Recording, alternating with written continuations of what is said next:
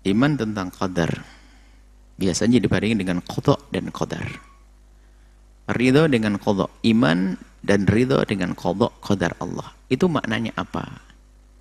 Kita harus tahu dulu apa itu qadar. Sebagian mengatakan qadar adalah definisi qada. Qada adalah qadar.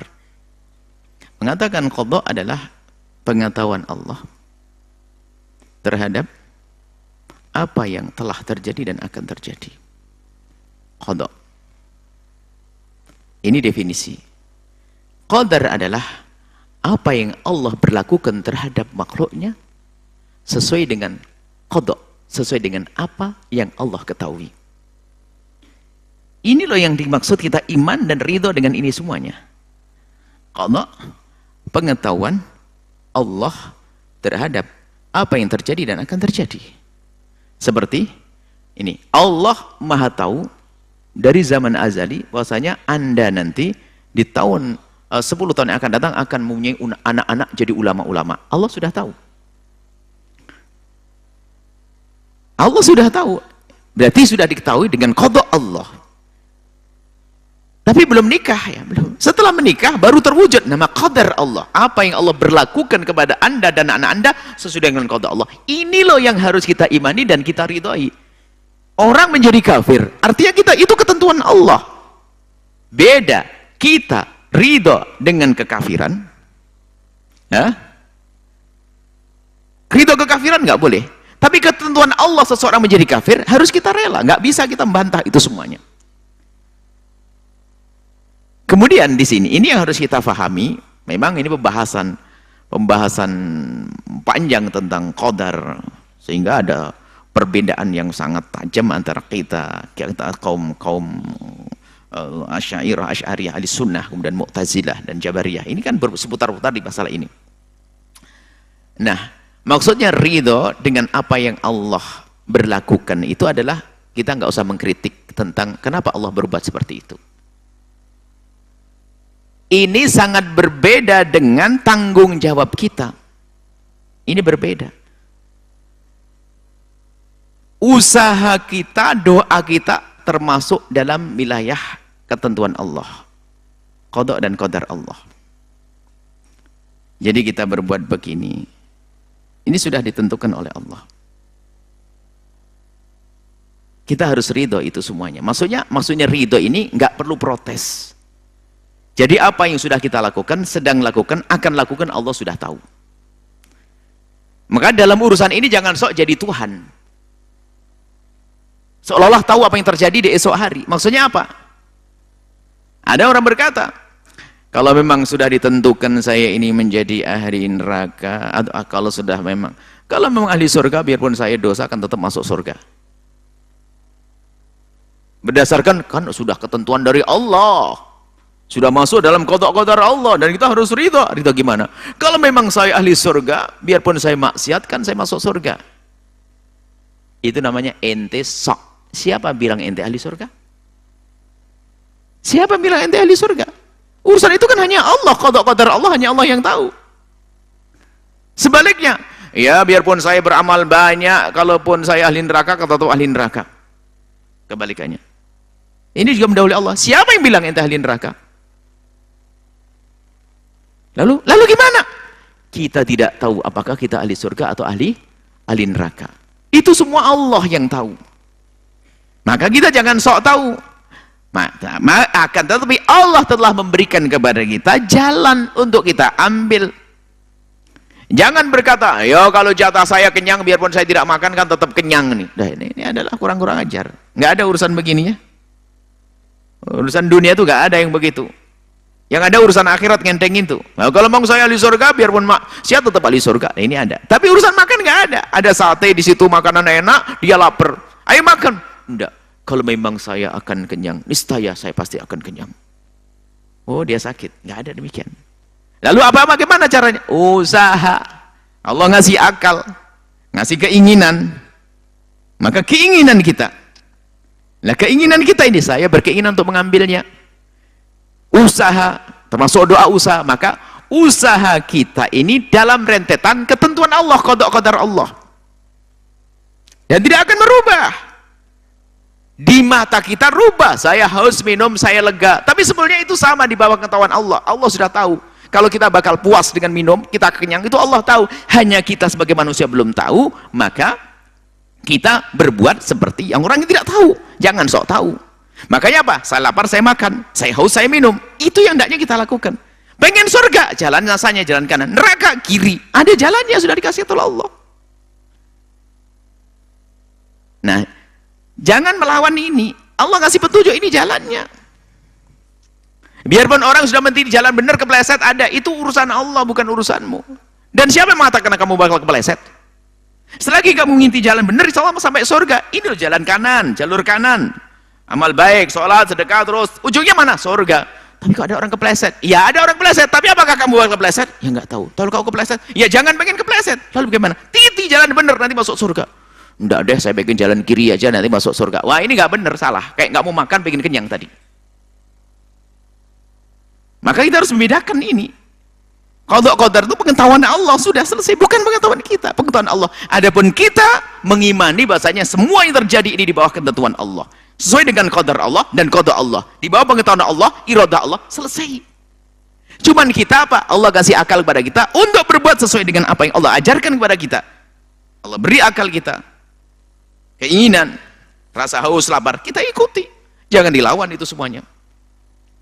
Nah, ini kita buat contoh. Memang ini pembahasan akidah yang detail. Kadang orang sering main-main. Sebuah contoh begini. Ada kiri dan kanan. Saya ada satu orang mendapatkan hadiah. Ke kanan ke Jakarta, kiri ke Tegal. Indramayu sama Tegal nggak usah jauh. Indramayu sama Brebes. Indramayu di kanan saya, Brebes di kiri saya. Kita di sebuah tempat, rupanya kita dapat hadiah. Bahwasanya engkau mendapatkan hadiah uang 10 juta. Ambil di Indramayu, belok kanan. Di Indramayu ambilnya 10 juta. Tapi jangan lambat. Jam 10 malam sudah habis. Batal, hangus. Anda perlu uang. Anda perlu uang. Sangat memerlukan uang. Anda senang dengan hadiah itu. Untuk bayar utang segala macam. Wah. Kira-kira kalau Anda punya akal sehat, Indramayu itu ke kanan, mau ngambil duit, gimana caranya? Belok kanan atau belok kiri? Belok kanan. Kalau belok kiri, pasti gila Anda. Kenapa belok kiri? Ya kalau memang saya nanti jatahnya nyampe Indramayu, saya berjantai Indramayu. Wah, ente gila. Mau jalannya ke kanan, kok belok kiri. Kemudian yang belok kanan, belum tentu nyampe loh ya, tabrakan. Baru nyebrang keluar jalan tabrakan. Tapi dia kalau berakal nggak akan belok kiri, pasti belok kanan. Tapi kan tabraknya dia nggak tahu. Kalau tahu tabrakan dia nggak akan sana. Makanya jangan sok tahu. Kita tidak tahu maka ambil jalan ke kanan. Kalau tabrakan lain cerita.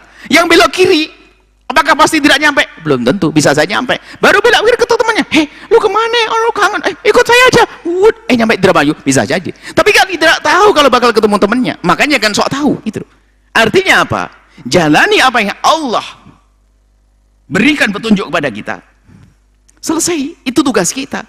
Bukan sok tahu, kita bukan Tuhan.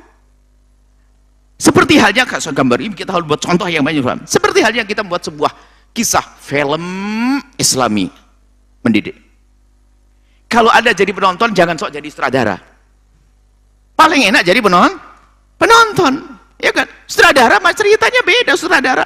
Film penonton, ada seorang tokoh, seorang laki-laki hebat, dia dermawan, penuh kasih, dia sangat baik, dia suka nolong orang dalam perjalanan gini. Tak taunya suatu ketika ada seorang ibu-ibu tua, katanya sakit, dia mau menjemput, mau mengobatinya, tiba-tiba dia ngambil uang. Di saat dia keluar dari rumah, sudah dijaga oleh 4 tukang orang-orang merampoknya, sudah nyiapkan dengan pedangnya dan sebagainya. Anda bagaimana? Deg-degan, ya Allah, ya Allah, ya Allah, ya Allah. Kalau sutradara mah tenang, selamat, tenang aja, selamat nih. Sutradaranya tahu. Kalau kita kan deg-degan nontonnya. Ya Allah, mau dipukul tatonya. Baru dimukul ada polisi lihat. Aman. Sutradara mah terang-terang saja. Tapi Anda sebagai penonton nggak boleh jadi sok jadi sutradara. Dan memang bukan sutradara, nggak tahu. Kalau jadi sutradara kan endingnya sudah tahu. Selamat, tenang aja. Itu gambarannya. Sebuah film pun begitu, sutradara yang tahu, kita nggak tahu. Bagaimana di saat kita tidak tahu? Ngikuti jalan cerita. Kaget, deg-degan, sofladim. Padahal kita tahu serinya adalah selamat, orang solehnya selamat. Makanya jangan sok jadi Tuhan. Makanya apa? Kita tidak tahu apa yang akan terjadi. Maka yuk kita ambil cara. Lapar kita makan, haus kita minum, agar pintar belajar. usaha, menjaga kesehatan, dan semuanya. Itu kita tulis itu sunnatullah, nanti akan hasilnya Allah yang kasih. Biarpun kadang mengikuti sunnatullah, tidak dikasih oleh Allah. Itu urusan Allah. Seperti itu. Ada qada-qadar yang panjang kisahnya, ini adalah perlu dibahas detail. Banyak perselisihan di sini, luar biasa. Bahkan ada mengatakan, ya memang ada orang begini. Lah kenapa kamu berzina? Ya, kenapa kamu mabuk?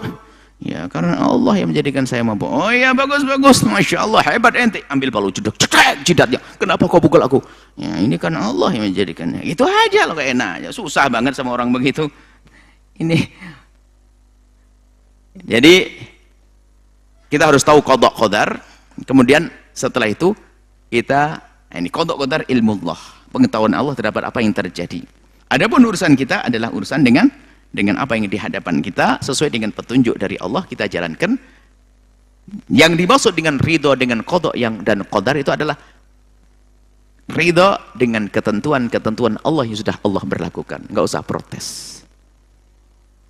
Contohnya, ya kenapa kok Allah ini protes pada Allah, kenapa kok Allah menciptakan ini begini, ya protes pada Allah. Kalau nguruti protes pada Allah jadi gila dia. Pernah saya contohkan ada seorang sebagai, ini cerita ini benar tidaknya, tetapi sebuah cerita ya untuk ibrah, untuk pelajaran. Satu orang kritiki ciptaan Allah, gimana sih Allah itu desainnya kok ndak ajib? Kenapa? Ini pohon kurma gede pohonnya, buahnya kecil-kecil. Apa itu? Sementara di pohon semangka buahnya gede, pohonnya kecil. Ya, ndak asik, ndak oke deh. Desain Allah nggak ajib, nggak istimewa. Akhirnya dia baring-baring di bawah pohon kurma, ngantuk, capek. Lagi begini ada kok satu buah kurma satu, jatuh kena jidatnya. Ya Allah, alhamdulillah. Coba buah kurma itu segede semangka kan saya mati. Untung kurma sedikit. Kalau ngurusi ciptaan Allah aneh dia, akhirnya pusing dia, jadi orang stres. Kenapa ya hidung saya di depan? Dengan saya motor saya jadi sesek napas. Coba taruh di belakang hidung saya. Ini orang bingung, ini manusia begitu tuh. Sudahlah. Allah yang apa yang Allah berlakukan, Allah apa yang lakukan, tidak boleh kita bertanya. Mohon maaf, ini pertanyaan masalah akidah kadang-kadang panjang lebar.